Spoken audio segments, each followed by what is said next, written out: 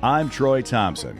Over the last 15 years, our family has worked hard to create a place we call the center of the universe. A place where our kids and someday our grandkids can come home to and laugh, have fun, learn how to work, pray, worship God, and be a place to celebrate life with all our friends. After a quarter century in uniform, I put away one set of boots for another, working on our acreage, improving the land, fixing some structures, and building new ones. We say, give back to the community, be useful, keep your hands calloused, and spread the gospel. This is a little place in a little state right in the middle of flyover country, from which cries out a voice in the wilderness to all who might want to listen, learn, and laugh along with us. This is our American dream. Hello, friends and neighbors, and welcome to Sunnyside. It's Monday, and that's when the show comes out. Glad you're with me wherever you are, whatever it is that you happen to be doing. I hope that you're being useful. And if you're not, you're just enjoying yourself and relaxing, that's okay, too. I appreciate you tuning in. Tuning in! Is that what you do on a podcast? I guess so. Well, I'm going to bring you up to date on what's happening around here, just out the back door at Sunnyside, about 7 miles to our northeast. We've got a interesting situation where the Winnebago County supervisors have declared a state of emergency because we have in Winnebago County a thing called a peat fire. There's a peat bog, or a peat. We got a lot of peat around here, P-E-A-T. Peat fires are, I guess, fairly common around the world. In fact, they contribute, I researched, about 15% of greenhouse gases, if you're into that, and that's peat fires. So not so much the cow farts, mostly the CO2 released from peat fires. And we're doing the same thing here in Winnebago County. What happened is back in the spring, somebody was burning off their CRP land, about 100 acres. That's conservation reserve program? I don't know exactly what it is. It's a federal program where people get paid to put their ground in fallow. And so people take advantage of that. Farmers and landowners put their land in CRP, and it creates a space, I suppose, for wildlife, etc. And it does help the soil, because soil does do better when it is covered rather than when it is constantly plowed up. But this particular place was a place called Bear Lake, which does not exist, hasn't existed in my entire lifetime. I think about 100 years ago they drained it. Not that it was a particularly deep lake to begin with, but from what I understand, it was kind of more of a marshy situation, which is pretty common in this part of the country, in northern Iowa, southern Minnesota, maybe all of Minnesota, to be honest with you. And we just drained it because we needed to be efficient. We being, people from this part of the state. I had nothing to do with the draining. They created a drainage ditch that turned into something they called Bear Creek. It drained Bear Lake, and then it became farmland, and now it's in CRP. And when they burn it off, which you do occasionally with CRP, it's good to do it every so often to burn off your CRP land. That's what they did, and then apparently that started the fire, because peat is flammable. And the problem with the peat fire is that it burns down, not up. And so it can burn for a very long time. And that's what has caused this state of emergency in my home county here, Winnebago County, Iowa. Nobody really, there's not a ton of expertise on peat fires in this part of the country. They do deal with it up in northern Minnesota quite a bit, but those are usually smaller parcels of land, not 100 acres. And the problem with this particular area is that it's kind of tied to a bunch of other little parcels that are, hundreds and hundreds of acres that are also this same type of, peat land. And that's causing some problems. Mostly a lot of smoke is being released, and it's just perpetual.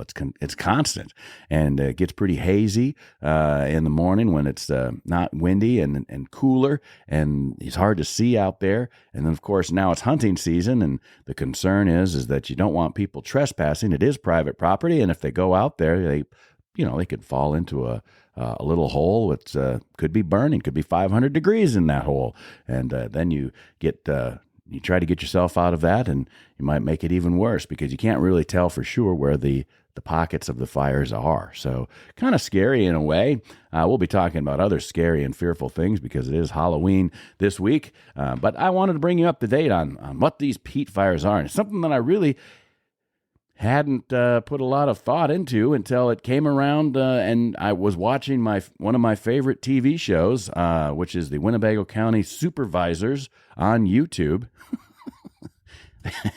It's terrible production. They just have one camera hooked onto the wall, and it faces the 3 county supervisors as they go about their business. They throw the agenda up on the corner as like a slide, and you just watch the happenings of the county supervisors. I don't know if your county, wherever you live, does the same thing. It doesn't have much production value whatsoever. You can't hear who's talking. They never introduce who is talking in the meeting. They never do that. They just, so rando people get to talk, and you have sometimes arguments amongst constituents about drainage and other situations. They kind of come there and plead their case and complain to the supervisors, who act like old-time biblical judges to some degree, dealing with the business of the county, and they just let it happen. But you don't get to see those people, and you don't get you just hear them, so you don't know who's talking. You don't know what they're talking about. They're not introducing anybody. There's no identification. We're just watching these 3 supervisors look blankly back at the people that are talking, who we have no idea who they are. And so, for some reason, it's still one of my favorite things to watch. I guess I'm weird in that regard. Anyway, this happened to be playing at lunch. There was an emergency meeting. I was having lunch in the house, and I was like, well, let's see what's on YouTube. And by golly, right now, live, the other day, I think it was on Friday, this happened. And so I watched it. And now I'm making you aware that peat fires are a real problem I didn't even know existed. And now I've got to be concerned about that too.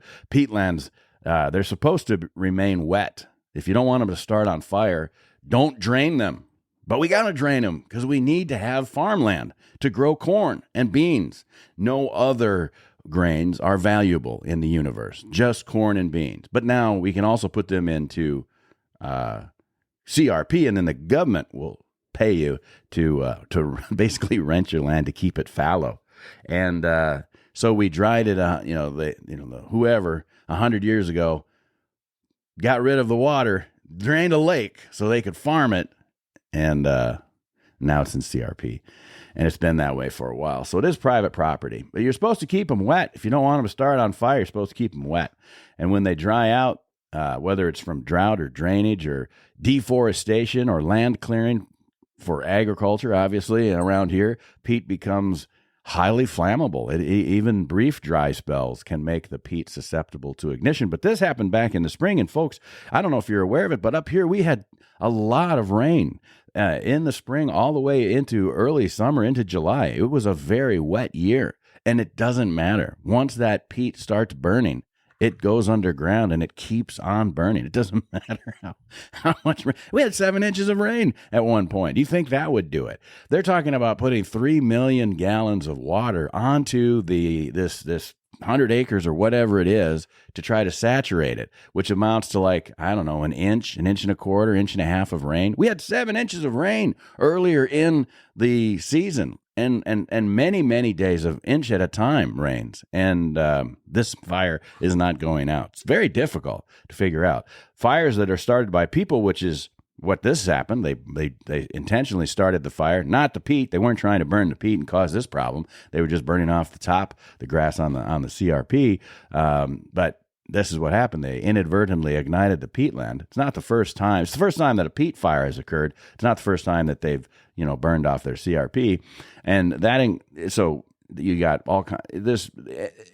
Anything could cause this. I mean, you could get a lightning strike if you wanted, and maybe that would do it sometimes. Lightning can cause it, but it's not what caused this one, And so then it goes underground. So it's not like a surface fire. Peat fires burn deep underground in the layers of the peat, and they consume the organic material slowly. And so it just sits there, it smolders. It's not flaming up. It's kind of a boring fire, to be honest. If you look, they don't want people driving around out there, and they don't want people, stopping on the roads or cluttering things up. And they certainly don't want people trespassing on private property. And, the officials, whoever they may be, are trying to put this fire out. So they don't want a lot of, additional civilian traffic. So, of course, my wife and I drove out there. We wanted to see what, what's going on. And it's problematic, but it's boring. Like if you're expecting, an inferno. It isn't. And so it's pretty boring to watch. I don't think it'd be boring if you drove across it or you fell into it. That would be pretty devastating. But in this particular case, just looking at it from a mile away or half mile away, it's pretty boring. So because it just sits there and smolders, no flaming up. And so it also makes it pretty difficult to tell exactly where the fire's at. You would think where there's smoke, there's fire. But if the smoke is just like seeping out of the ground, who knows if that's where the fire, if it's straight under there, if it's somewhere else, and there's just like some sort of a channel that smoke is following. It has a low thermal conductivity, peat does. So once you get it started, that fire, that heat remains trapped right there in the peat, and that lets the fire continue even when the surface fires are put out. So if there was like a flame out on, say, grass up above, and they put that out, like, whew, got that. It wouldn't matter. It'd still be burning down below. It's not funny.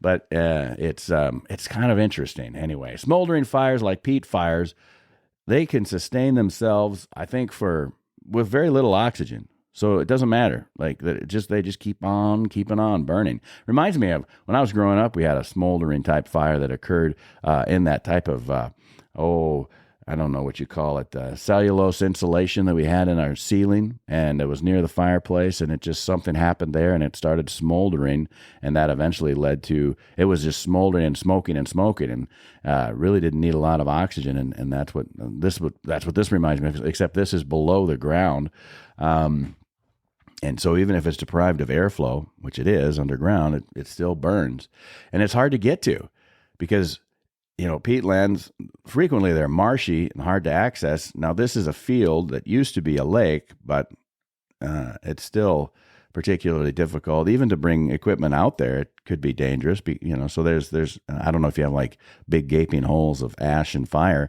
I haven't been out there. Don't intend to walk out there at all. But it makes it tough to fight these fires. And honestly, it's not something that the local volunteer fire departments are particularly trained for, so everybody's kind of learning at the same time. And apparently the folks down in Des Moines at the State House, they're very much aware of what's going on up here in our little county in this peat fire situation. Everybody's talking about it down there in Des Moines, and they might even be aware of it out in Washington, D.C. Isn't that something? What does it take to get famous? So to put these fires out, from what I understand, you try to flood it, try to saturate it. That's probably not so bad if it's a small little area, maybe an acre, 10 acres or something like that. You probably can do that fairly quickly. But in this case, it's like 100 acres, and it's really tough to do. They've decided to close up or dam up some of these drainage ditches so that they can keep the water in the area, and then just pull that water out and then spray it and pump it onto the ground somehow. They were doing some of that yesterday when we drove by. Ignoring the road closure signs. We didn't go further into it, obviously, but we wanted to see what was going on from a distance. And that, I guess, is supposed to help, because if you get the peat wet, then it cuts off the oxygen and it cools the fire. But it takes a lot of water, millions and millions of gallons. We're not really due for any heavy rainfall. I think there's rain in the forecast this week, but not enough that's going to make a difference, because, like I said, they already had lots of rain all summer, and it's burned all summer long. Sometimes you can use like foams or something like a wetting agent or a thing called a surfactant. And what that does is kind of like it's like a soapy residue type thing. Anyway, it makes it so that the water has a bigger surface area, and so that it can penetrate deeper into the, fires and peat layers and things like that, and smother the fire more effectively than just water alone. So you can add agents to the water to try to, I think that they're going to get that to try to help the situation. But for now, anyway, they don't have it, and they're just trying to, put it out with water. And then you can cut trenches into the land, and sometimes you can dig these trenches, or they can use heavy equipment to make the trenches happen. And then they create a physical barrier that, hopefully stops it from jumping from maybe one landowner parcel to another. But like I said, it's a big area. And then I guess sometimes you can smother it with, different types of soil that isn't peat or sand. But again, this is a pretty big area, and it just seems to keep on keeping on. And then sometimes you just have to be patient, I guess. Maybe that's the answer to this situation, because they can burn for a long time, and they could burn out naturally. But if they don't, like I said, it's connected to all these other parcels of land that also have drained that are also peat ground. And so, boy, it could go on for months as it already has or years. So we'll continue to see what happens in the big news in Winnebago County with peat fires.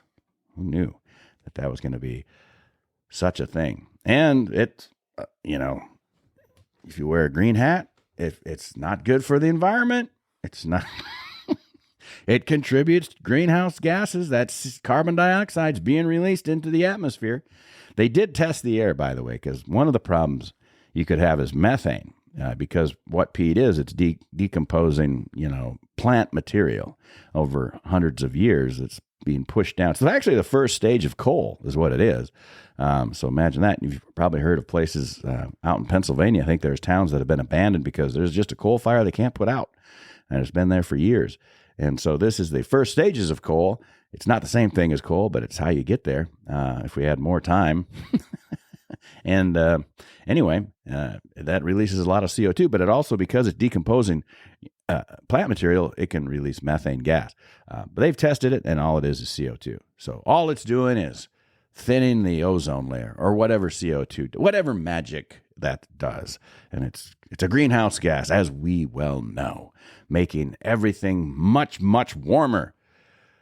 But winter is approaching here in Iowa, and we're not exactly sure how we feel about global warming. To some degree, it seems like it's kind of nice when you have mild winters and things are a little bit warmer. Say we're in the 30s or even the 20s. Why, that's a heat spell up here in February or January if we had that.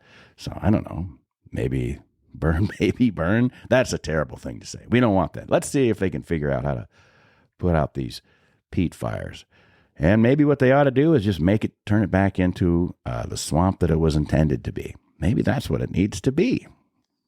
I don't know what happens when you mess around with Mother Nature. But the earth, as Joe Souchere would say, is not your mother. So that happened. That happened locally in the Thompson household. We had the opportunity to stay.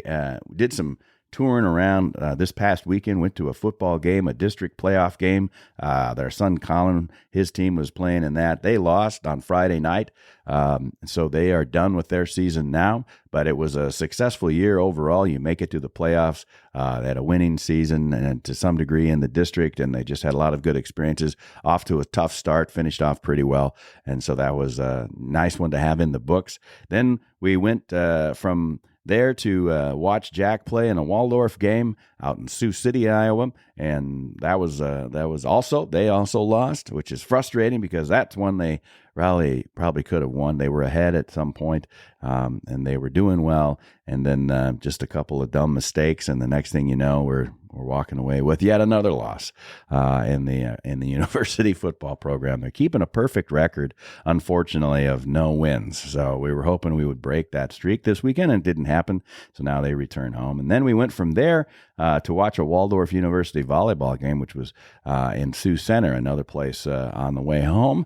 And they also lost. However, they won 2 of the 3 matches in a volleyball game or games in a match. I don't know exactly how that works. I don't have any daughters. I haven't watched a lot of volleyball in my life, to be honest with you. I think I understand it, but it's very fast paced. It's a punishing game. Like, you truly get punished for your mistakes in volleyball very quickly. That's how points are done, is really completely based on mistakes. And so interesting in that regard, and fun to watch. And I think maybe an hour and a half is maybe, I don't think it was 2 hours that we were there. So, I mean, it's shorter than a football game for sure. And then we came home, we got home late, and went to church the next day, and blah, blah, blah. So we've done all that. And then on the national news, I just have a couple comments before we jump into our subject matter of the week. But I have noticed, I'm sure you're aware, I'm not going to talk about it too much because I haven't watched the whole thing. Donald Trump went on with Joe Rogan on Friday with his show, and 3 hours, I think, is how long it was. Nearly like 3 hours. That's a long time. I do like an hour. Sometimes I do an hour and a half. I think when I first started out, I was doing like 90 minutes. That's getting to be long. I like it to be around an hour now. 3 hours of conversation. And a lot of it was rambling from what I saw. I didn't watch the whole thing. My wife was watching it, but not. And you get it. It's interesting. I like the highlights. And I don't subscribe to Joe Rogan. He's got lots of viewers, lots of listeners, and that's like the Hyperion of podcasting. It's just a lot of time. They're all like 2 hours or 3 hours long, which is great. He's mastered the long form. So good for him. And Trump was on it, and people didn't like that were not voting for Trump anyway. And then I guess they had a rally at Madison Square Gardens this weekend sometime out in New York, and the Trump campaign did, and I didn't really see much about that. I'm sure that it was well attended. That seems to be the case these days with his rallies. And then Kamala, or however, the vice president of America, she also got a rally. She had a rally in Houston, Texas. She's not going to win Texas. I think that's fairly obvious to her campaign.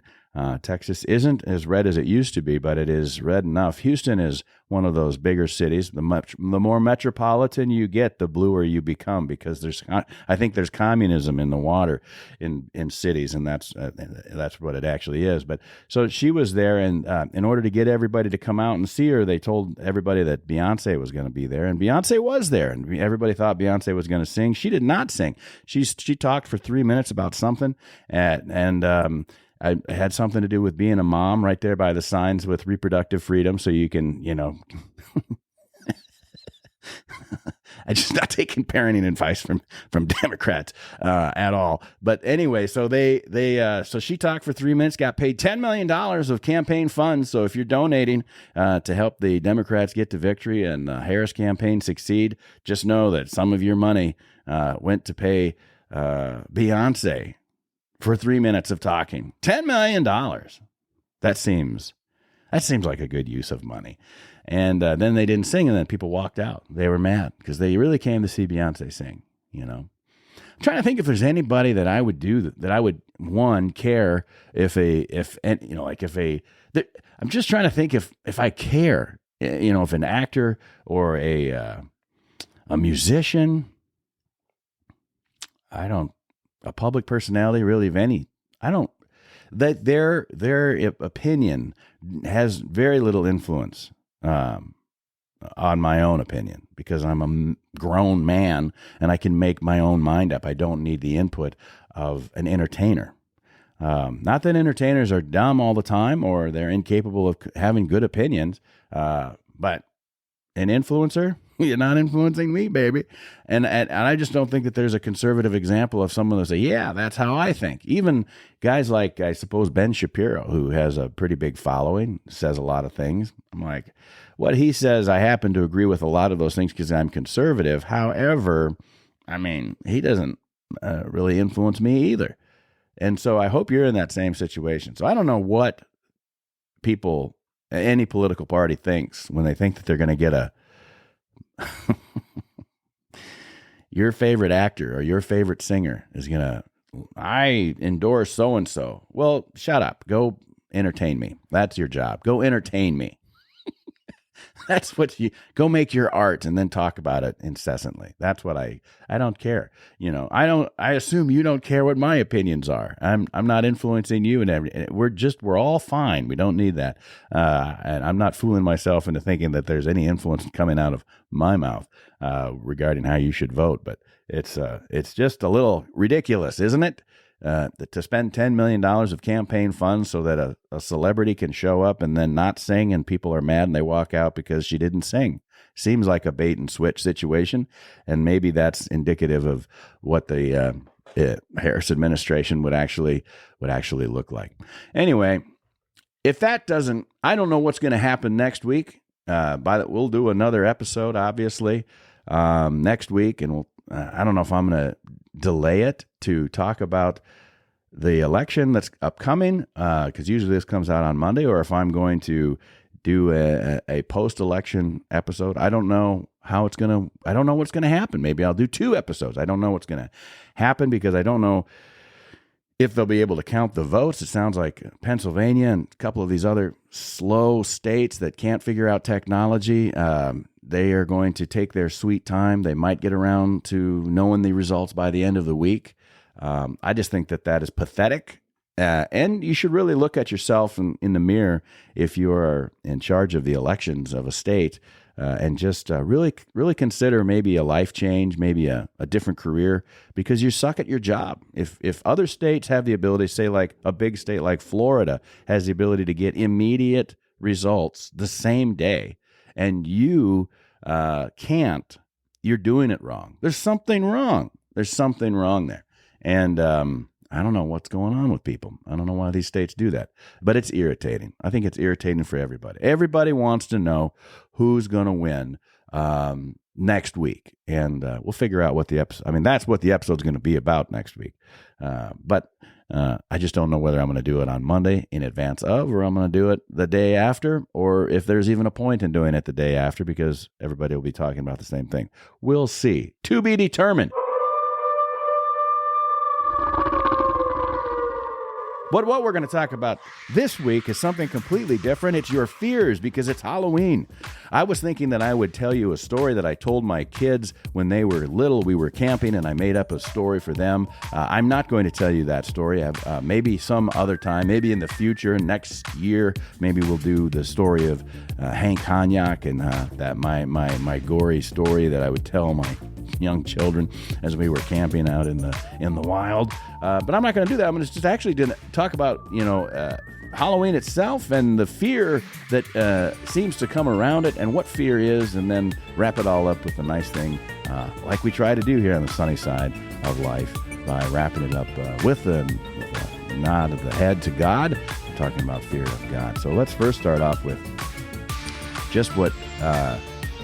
let's talk about Halloween. Halloween is the 31st, so let's see. The 29th is a Tuesday, that's tomorrow. So Halloween's Thursday night. Thursday night is Halloween. And what is Halloween? Maybe you know, maybe you don't. I did a little bit of research so we can take a look at how Halloween started and where it all came from. Its origins are actually Celtic, all right? So that's kind of like, I guess, Ireland, right? And it's originally started as a pagan festival called Samhain, which is not how you think it is spelled. Samhain is spelled Samhain, or something that looks like that in Celtic runes. So, but it's pronounced Samhain, and it was a pagan festival that was celebrated by the Celts, or the Celts, if you're from Boston, Celtics. The Celts, if you're one of those people. I'll go with Celts because I want to seem smart. Looks like Celts, but we'll stick with the Celts. And ancient Ireland, that's where they were. Also the UK now, and northern France, about 2,000 years ago, conveniently. 2,000 years ago. What else was happening about 2,000 years ago? And it marked the end of this Samhain festival, marked the end of the harvest season and the beginning of winter. And winter, of course, was considered the dark half of the year. And so they celebrated Samhain on the night equivalent to October 31st. And Samhain was believed to be a time when the boundary between the living and the dead was thinnest, allowing the spirits to pass through to the physical world. As like a pirate, scary pirate? I don't know. Bonfires were lit, which is always good. I feel like there's almost always bonfires are good in just about every circumstance. If you're holding an office party, start a bonfire. Let's have a bonfire. But they lit these bonfires to honor the dead and to ward off those malevolent spirits. And you know which ones we're talking about. The people wore, and these are the Celts now, they wore animal skins or masks, or both, to blend in with any spirits that might cross over, hoping to avoid unwanted attention from those supernatural beings. So you were hiding in your costume, is what they did back then. And since they didn't have slutty nurse costumes or suspicious firemen or plastic cartoon characters, they just wore animal skins and made their masks out of stuff like that. Then Rome comes around. I mean, Rome's already existing by that time. Remember last week's episode? Were you expecting to get such an amazing historical position on Roman and Greek history? Well, Rome's already around, and it moves westward, as we kind of talked about last week, and it absorbs these Celtic territories, and then Samhain was, influencing then on the Romans, because as we already talked about last week, the Romans really loved borrowing other traditions. They didn't want to offend any gods. They were very superstitious. And so Samhain becomes a part of two Roman festivals that were similar to that. They honored the dead in a day to honor the dead called Feralia, and also Pomona, which is a harvest festival, and that was dedicated to the goddess of fruit and trees, as you would have. And they blended that, the Romans did, with Samhain, which is what the Celts were doing. By the 7th century, and for those of you who are not historical wizards, anytime that they say 7th century, we don't count that 1st century, so we're talking in the 600s. The 7th century, the spread of Christianity led the church to establish what we know as All Saints' Day, which was the day after, on November 1st. So the Catholic Church honored Christian saints on November 1st, and that was meant to replace or at least kind of Christianize the pagan practices of Samhain, Pomona, Feralia, all of that stuff. But people like their traditions, and so All Hallows Eve would be the night before All Saints' Day, which is, of course, October 31st. That became Halloween, All Hallows Eve, and by the 9th century, so the 800s, All Souls' Day, which is actually November 2nd. So All Saints' Day is November 1st, All Souls' Day is November 2nd, and then All Hallows Eve is October 31st. They added All Souls' Day to honor the dead, all the dead, and then this extended as a period of remembrance that became pretty closely linked to the original Samhain. All right, so the Catholics created that, what we might know as Halloween, I guess, in the 6th and 7th century. So in medieval Europe, I guess Halloween costumes, they had customs, which did involve costumes, but the focus in medieval times was just on remembering the dead, and that was called souling, which was a popular practice where poor people would go door to door in medieval times.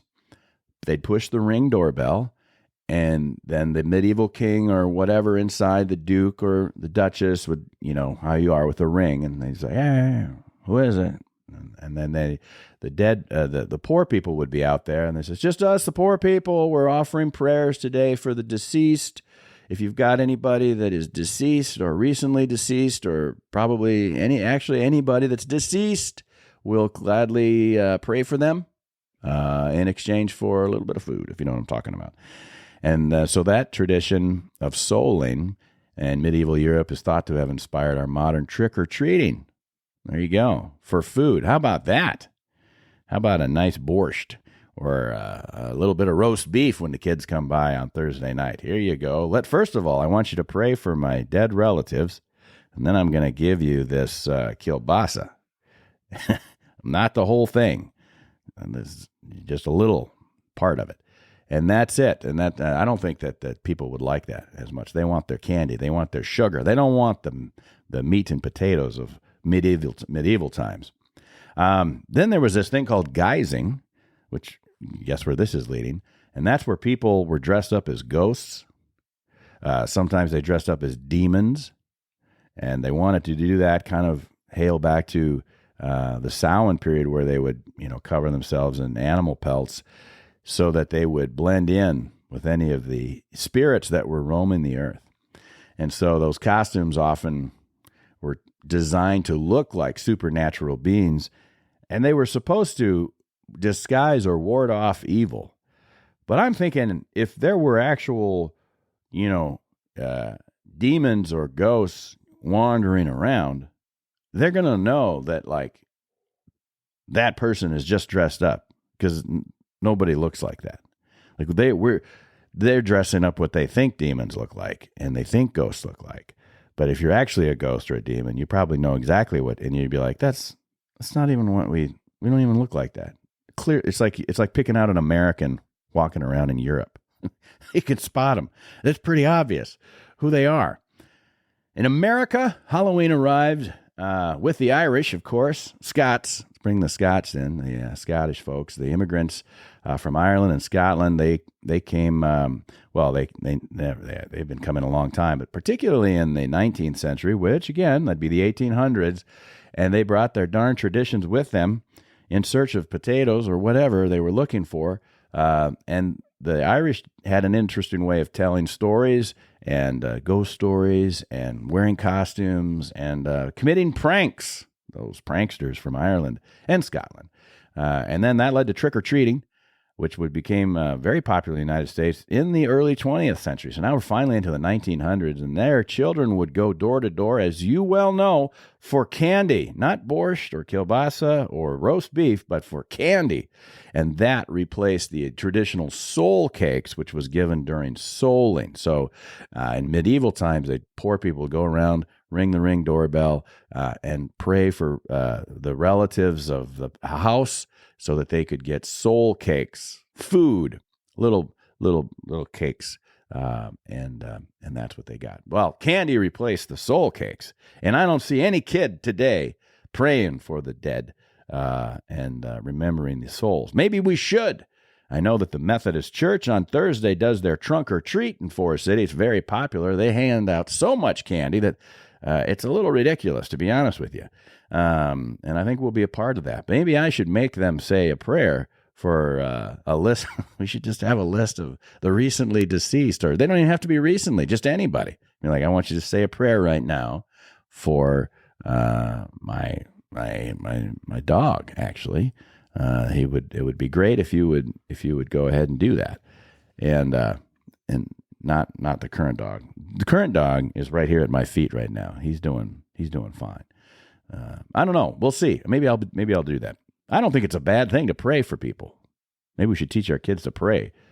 Anyway, by the time you get to the 1950s, when all the good cars came out and we were living in the age of complacency in America, Ike was president, Halloween had shifted to be even more child-centered than it had been, because before there were just too many darn adults dressing up and going around trying to get soul cakes. Now you had a lot more kids involved, and you had communities and schools that organized safe trick-or-treating events because, as we all know, there's going to be razor blades in your candy. That's what I was told by my parents, and so my parents, after we went to bed, had to go through all the candy and make sure that there weren't any razor blades in the candy. And mysteriously, I think they must have found some because they got rid of that candy. That's what I noticed. Anyway, costumes also began to change in the 1950s, probably mostly because of pop culture and plastic. And it got away from a lot of the supernatural themes. In fact, it was probably pretty lazy if you just showed up with a, sheet over your body and some holes cut out and you're supposed to be a ghost. It became a lot more fun to be dressing up as cowboys and heroes of comic books and that type of thing. Trick-or-treating today, as you well know, children dress up in costumes, go door to door. They collect candy in neighborhoods and, as I mentioned, in these safer environments like the trunk-or-treat event. It's inspired, of course, by that medieval souling practice and the American emphasis on children-friendly activities. We love our children-friendly activities.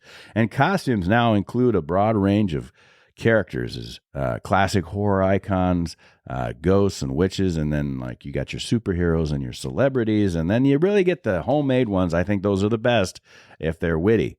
And you see some really witty ones. And then you see some really disgusting ones, too. It's very hard, I think, to find a costume today for Halloween for adults that isn't mildly pornographic, and I think that's a problem. So I don't know what that's all about. Well, I know what that's about, but also who's wearing those? There's a period maybe in your life when you wear certain types of costumes, and people age out of that, I suppose. What about this pumpkin carving situation? We all think we need pumpkins. We grow pumpkins in our gardens, and then we have them to set out in front of our houses. Maybe we carve them, maybe we don't. They let them rot, and then we throw them away. Jack-o'-lanterns is what I'm talking about. Also, came from Ireland. This is what Ireland brings to the table, folks. Green, they bring a lot of booze. They bring the color green. They bring shamrocks for some reason. They bring the luck of the Irish. You got St. Paddy's Day, and then a lot of Halloween stuff, including jack-o'-lanterns, where they, carved people's faces into potatoes. I'm not kidding.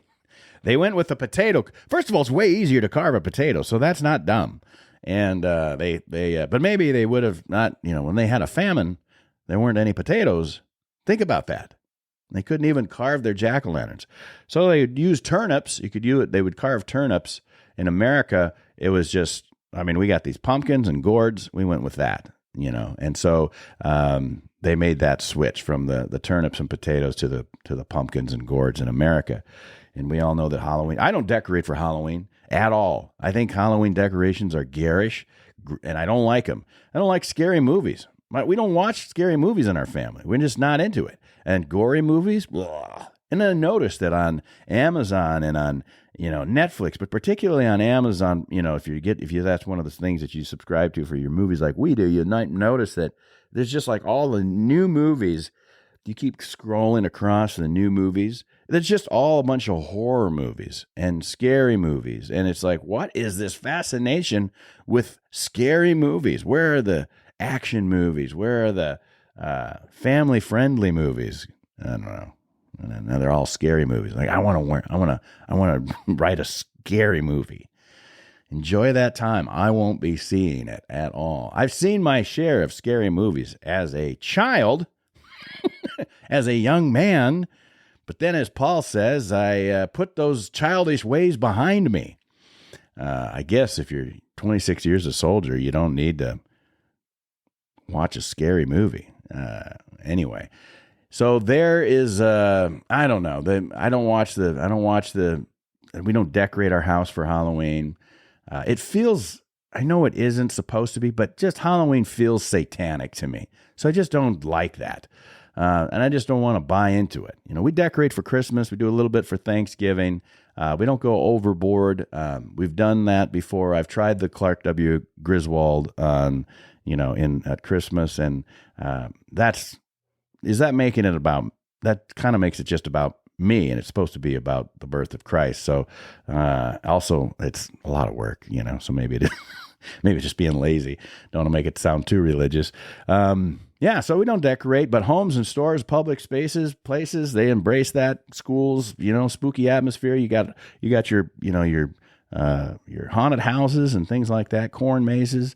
A lot of communities create the haunted houses or the mazes as entertainment. And, it's an opportunity to jump out and scare your friends. I think they do one over nearby in Clear Lake, and I think that's pretty well attended. And I think the local university's theater department, I think they do one, which is pretty good. Obviously, they have all the resources to get dressed up and makeup and, whatever they do. And we've gone to those to support those programs financially. But I don't need to go to a lot of haunted houses or corn mazes.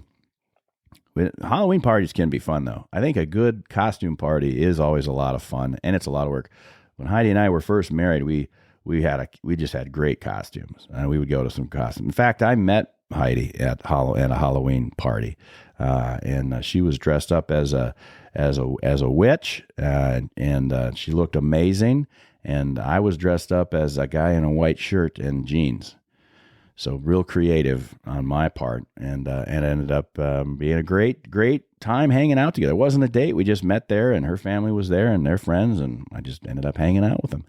And it was a pretty cool day, pretty cool night, actually. And literally, it was a cool night. It was. We went for a walk, and it was very cold, and that was the end of the walk. We're like, all right, well, we'll call you, hopefully.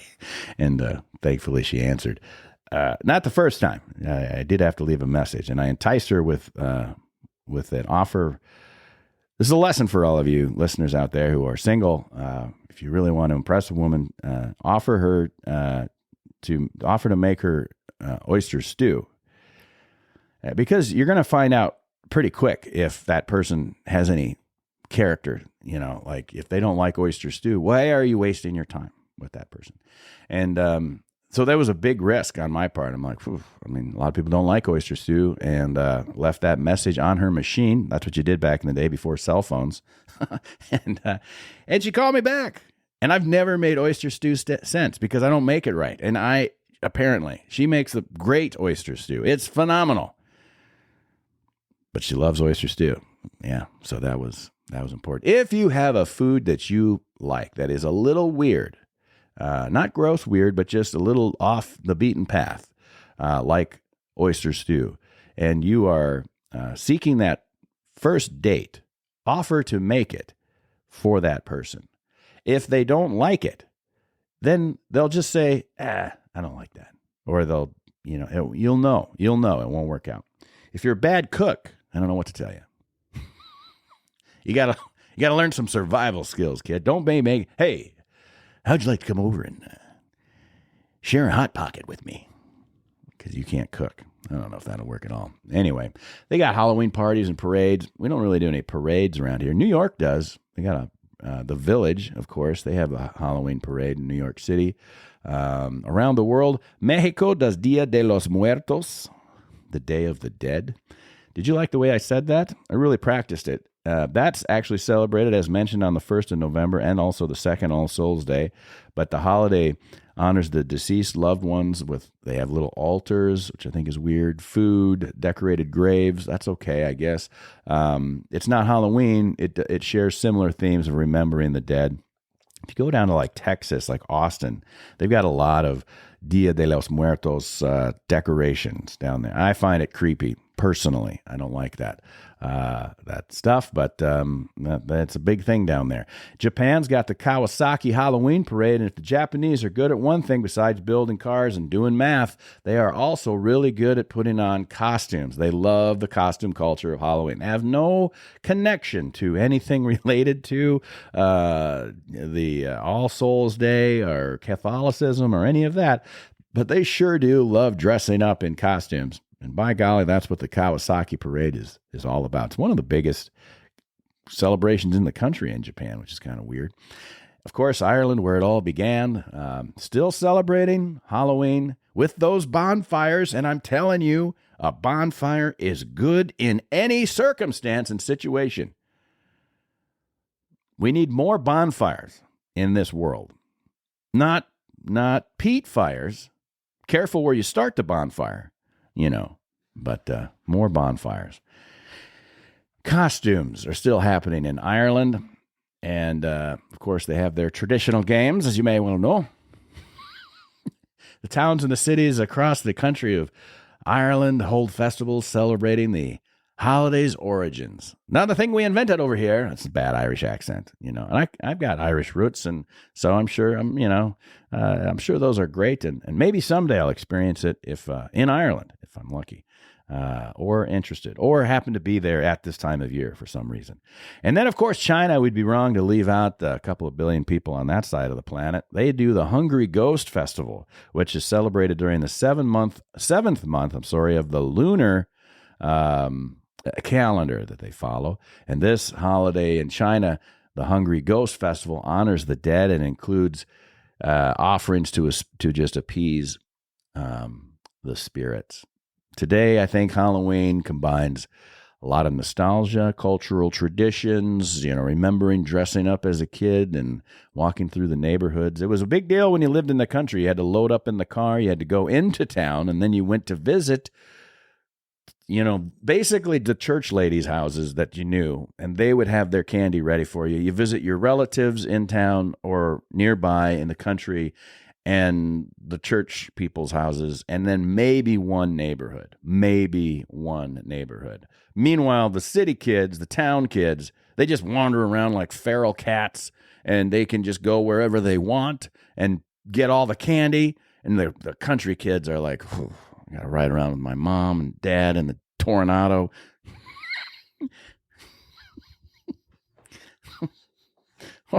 It was a good time, though. It was great. I loved it. And we did get to go to, other neighborhoods occasionally as we got a little bit older. We were the same way with our kids. We'd take them to people we knew, and then we'd go to the trunk or treat at the church, and then one neighborhood we'd let them walk through one neighborhood, which was a big loop, and that was kind of what we did, and that's still what happens, and it still creates a fascination with the supernatural, and it obviously appeals to a lot of people, all kinds of age groups, and all types of cultures, and it's a thrill, I suppose, thrill of the unknown. A little bit of fear, which we're going to talk about a little bit, and that's just a fun escape, I suppose, from the daily life. You get a chance to dress up. The holiday of Halloween, I think, is like everything else, a lot more commercial than it used to be. You buy your costumes, you don't make them. You buy your decorations, you don't make them. And then, of course, the candy sales reach this time of year is in the billions. Billions with a B. Sugar. So from ancient Samhain to modern festivities, Halloween, which is this Thursday, continues to evolve, and that's a tradition that requires a little bit of imagination, which I'm all in favor of, to create that night of fun and maybe a little bit of fright, and that fascinates cultures worldwide. What is fear, though? Why are we afraid? And it's not ghosts. I looked up the top 10 things that human beings are afraid of, in this order, not in the, so we'll do, it's not like David Letterman funny, but what do you think the top 10 fears are? If we're confronting our fears to some degree, if Halloween is some sort of a ghoulish and scary night, you'd think it has to do with, well, it does have to do with the dead and the afterlife and all of that stuff. That's how it started. What are human beings most afraid of? These are what you should, this is what you should make your Halloween costumes for Thursday night's party. If you've got one as an adult, get creative and figure out a way to make a costume of the fear of flying. That is if we're doing the top 10, that is the 10th greatest fear of human beings, the fear of flying. And it's rooted, of course, probably in that fear of heights. You're 30,000 feet in the air. Maybe you have also got a fear of closed spaces because you're in just a metal tube hurtling through the atmosphere. Maybe it's the fact that you're not in control, like you have nothing to do with how that plane is flown. People have fears of that. It's called aviophobia, and it affects a lot of people. Their fear of flying, aviophobia. It's the nature, I suppose, of modern travel. As airplanes and jets and everything have become more common, I think just about everybody has at some point taken a plane ride or gone somewhere on an aircraft. And so it's a necessity of travel, really. But there's a lot of people that are very afraid of flying. Maybe you can make a costume or have your kid get creative and figure out a way to be fear of flying. That would be scary for a large number of people. Number 9 is the fear of being alone. And that's known as autophobia or monophobia. It's got 2 names because one name makes it uncomfortable. They'd be all by itself. It has to have 2 names, autophobia or monophobia, and that is the fear of being alone, which triggers anxiety in some people. And they get worried about issues of abandonment or isolation and the lack of support. I think that my dog Knox might have a little fear of being alone. He's got a little bit of monophobia. He just can't be away from anybody. He gets anxious when he doesn't want to feel abandoned. That's the number 9 fear, being alone. I don't know how you'd make that costume, but it'd be kind of cool if it was like a mirror that didn't reflect anything. So they look at you and then they just disappear like a vampire. Do you feel alone? Or everything else around? I don't know. You can work on that. I'm not super creative when it comes to costumes because I can't get the, naughty nurse out of my mind. And so the fear of change, though, is number 8. Many people, they're just uncomfortable with the uncertainty of stepping out of their comfort zones. So naturally they would be uncomfortable if they're not in their comfort zone. And that the fear of change is the 8th most common fear in human beings. It's a fear that can limit personal growth, believe it or not. Absolutely. If you're not afraid, if you're not able to change, to adapt, to overcome, you're going to be stagnant. Things aren't going to go well for you. And it makes it hard to embrace new opportunities. But there's a lot of people we know those people. Now, there's a difference between being afraid of change and being like, no, that change is just stupid. Like, for example, conservatives, whether it's in politics or the church, they're not afraid of change. They're just conserving what they know is correct.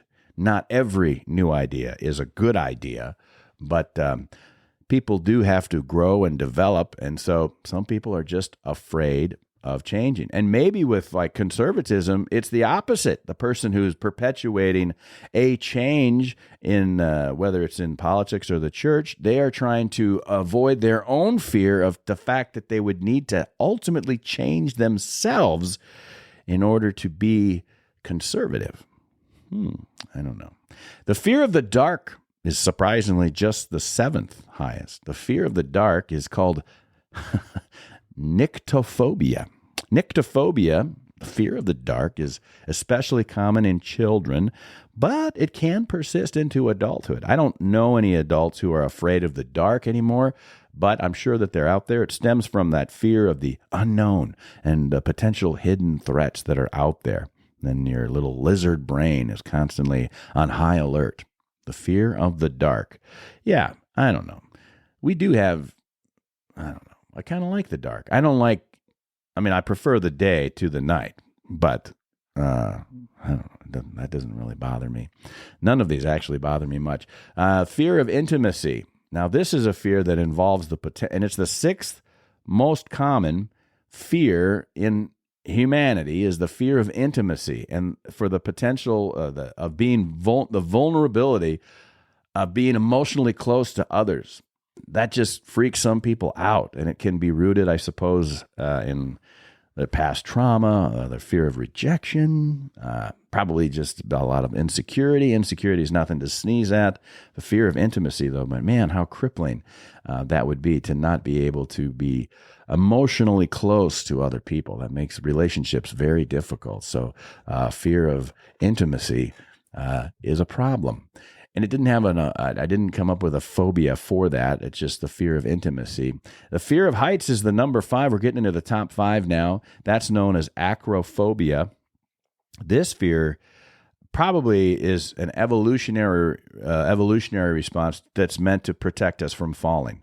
Have you ever seen a squirrel fall out of a tree? It does happen. They have the same consequences as we would. Like, they can injure themselves and die, and I've seen that, where squirrels fall out of the tree and they die. So we probably don't want to preserve ourselves. Somewhere in our brains, we're like, yeah, if I fall out, I might die, Zacchaeus. I got to be careful coming out of that tree.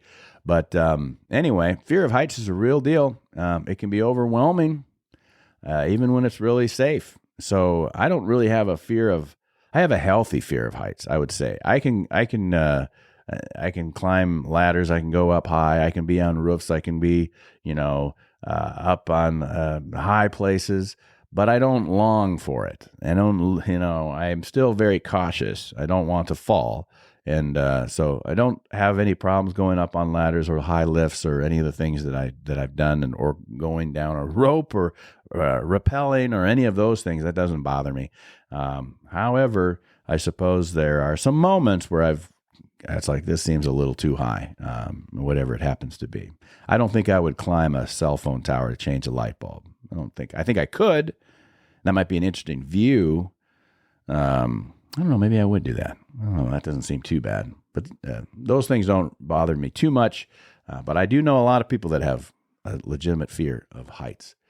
This one surprises me that it's not the number 1, but apparently the fear of public speaking, which is known as glossophobia, is the number 4 fear of humankind. The fear of public speaking, glossophobia, it combines the elements, obviously, of social anxiety and the fear of embarrassment, like, saying something stupid. Clearly, I don't have that fear at all. I've got a podcast, and I don't, but if I sound stupid, it's just probably because I am that day.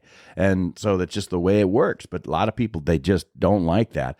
No, there's nothing worse than listening to somebody who's terrible at public speaking either. So it's like, ugh, not everybody can do it. And and then there are people who think they can, and maybe I'm one of those people. Like, I think I can do this, and I think I'm really entertaining, and people love hearing me, and maybe they don't. I don't know. We're pushing an hour right now, so maybe I need to wrap it up. I clearly don't have a fear of public speaking, known as glossophobia. The number 3, though, top 3 now. The number 3, fear of death is the third. I know. It's only the third. The third greatest fear for humankind is the fear of death. That's a primal fear, the fear of death. It's called thanatophobia. Thanatophobia or thanatophobia. I'm going to go with thanatophobia, like Thanatos, like the destruction.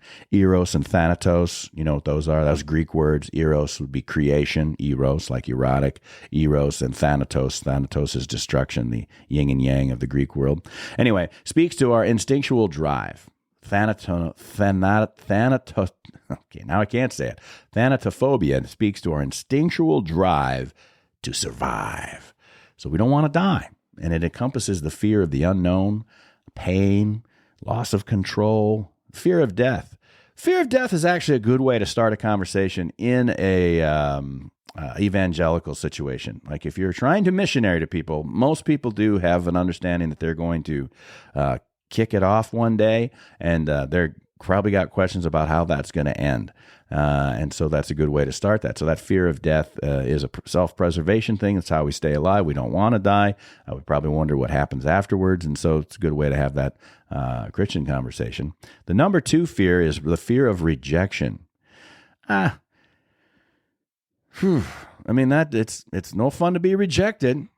I can still remember all of my, I can remember most of my rejections as a young man, as a kid, the dating world. You remember those types of rejections, but there's also rejections like, here's one for you. I was rejected when I was a young soldier out in New York. There was a modeling agency that was going around doing their recruiting, and I had the audacity.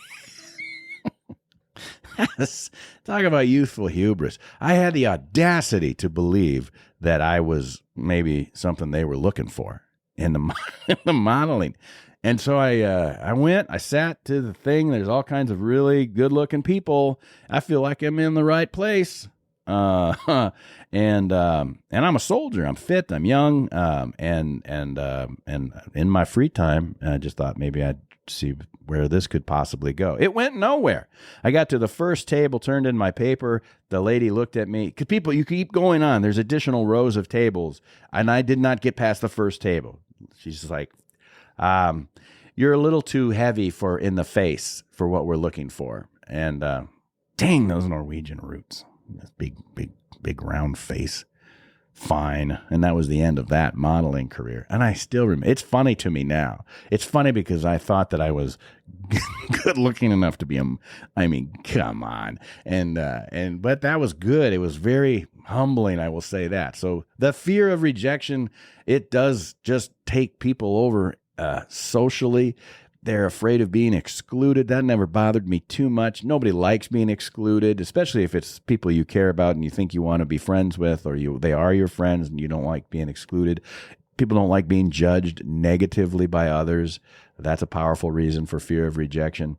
It's a real thing. It's the number 2 thing. The fear of rejection is linked to all kinds of insecurities about belonging, love, or acceptance. And I feel in the same way that I find it humorous that I thought I was handsome enough to ever be a model in my younger days and was summarily rejected at the very first table. The same reason I find that humorous is the same reason that I don't have a ton of fear of rejection regarding insecurities about belonging, because I know who I belong to. I belong to God.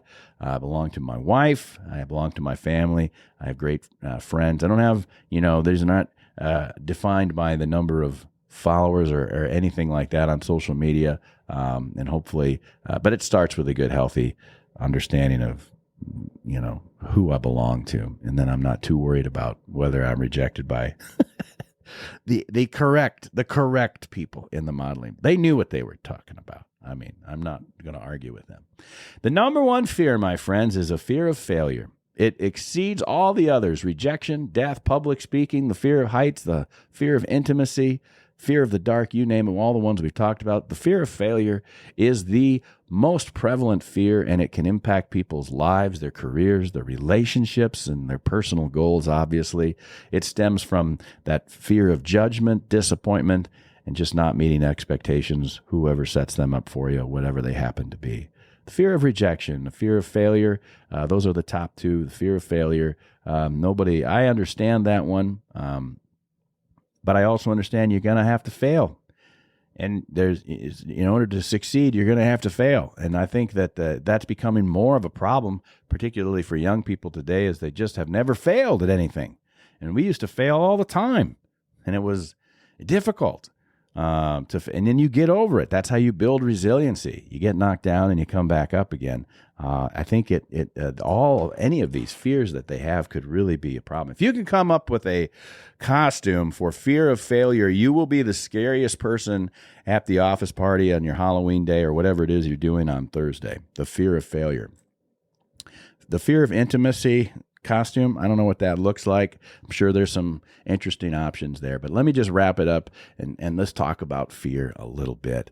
How many times does the Bible mention fear, my friends? Because if there's one thing we look to in everything that we do at Sunnyside, we try to put it into perspective with what the Word of God says, and the Bible references fear quite frequently. In fact, it talks about in different terms or forms and contexts of the term fear. It appears numerous times, though the exact count does vary based on your translation. Generally speaking, the word fear in its various forms, whether it's fear, feared, fearful, fearing, is mentioned over 500 times across the Bible. And so these references cover a range of meanings, including the fear of God, which is reverence and awe. Look, the only thing you need to fear God. That should be your only fear. Fear God. And I guess you can fear the people who don't fear God. Those are truly dangerous people. But fear God. Start there. Fear is as an emotion talked about in the Bible. It's all about real people that really happened, and they experienced fear in response to danger or adversity or war or whatever it is. David was fearful at different times. God's assurances not to fear come into play throughout the Psalms and throughout the entire Bible. The context vary widely. Fear not is heard all the time, and it's the when they talk, hey, when the angels come and announce the birth of Christ, they fear not. Bring glad tidings when they when the ladies go to the tomb to tend to the tomb after, and Christ is resurrected and the angel is there. He says, "Fear not." It's very common, and so the context vary widely. But God assures us not to fear, but to fear and respect and awe of Him. That's the only fear you need to have. From God instructing people not to fear, passages in the Bible that describe fear as a natural human reaction, as well as fear as a sign of respect, love, and reverence for God's power and authority. Fear is prevalent in the Bible in a good way. And I'm going to leave you with this before we roll out and you have a great week and do all of these wonderful things. The phrase, fear not, my friends, and do not be afraid, is one of the most repeated commands in the Bible. And it appears, get this, right around 365 times conveniently. Fear not, do not be afraid. Have I not told you? I am with you, appearing 365 times at least, and that's a comfort and reminder, friends of Sunnyside, that each day of the year you can find a new verse of God, the Word of God, telling you, do not be afraid. I am with you. And that is it for the Sunny Side of Life this week. Go out, do great things, enjoy your All Hallows Eve or whatever it is that you do. Find an interesting costume or don't. Enjoy your candy or don't. Parents, you don't need to tell these incredible lies about razor blades in your children's candy. That's ridiculous. Just take the candy as a tax. They need to learn about government overreach anyway, so just take a particular tax of the candy for yourself and do it in plain sight and make them feel good about it so that they are actually perpetuating the value of taxation in your children's brains by doing that. It's still theft, but we'll just call it a tax. And then, I guess next week we'll find out what we're going to be doing with our taxes and a variety of other things. In the meantime, go out, do great things, and be the Sunny Side. of somebody else's life. I want to thank all our friends and guests for stopping by for this episode of the Sunnyside of Life. All the Sunnyside of Life players who stopped by, creative support provided every day by my incredible wife Heidi and our fantastic 4 boys. Thanks to every one of our listeners. That means you. A big shout out to my brothers and sisters in uniform holding the line around the world. Share the word, folks. Let the people know what we're up to. Subscribe so you never miss an episode, and follow us on social media. All skits are written or adapted and directed by me, Troy Thompson, and are produced here at Sunnyside Farm Studios and delivered to all platforms by Buzzsprout. Music and sound effects are provided by Soundstripe. The Sunnyside of Life is a weekly production about our life on the family farmstead here in Iowa, the liberties we prize, and the pursuits which make us happy. Now, none of this is possible without Christ in our lives. For the Lord God is our sun and our shield. He gives us grace and glory.